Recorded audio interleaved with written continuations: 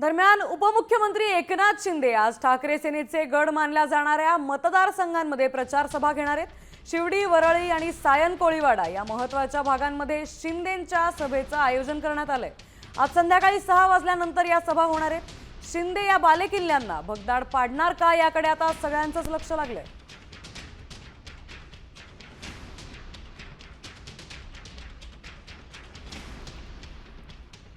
ठाकरेंच्या बालेकिल्ल्यात शिंदे सभा घेणार आहेत। संध्याकाळी 6 वाजल्यानंतर या सभा घेतल्या जाणार आहेत। शिवडी, वरळी आणि सायनमध्ये या प्रचार सभा असणार आहेत। त्यामुळे एकनाथ शिंदे या सभांमध्ये नेमकं काय संबोधित करतात याकडे सगळ्यांचं लक्ष लागलंय।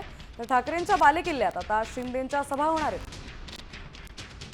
एकनाथ शिंदे स्वतः आज प्रचाराचा धडाका उडवणार आहेत। तर संध्याकाळी 6 वाजल्यापासून या सभांचं आयोजन केलं गेलंय।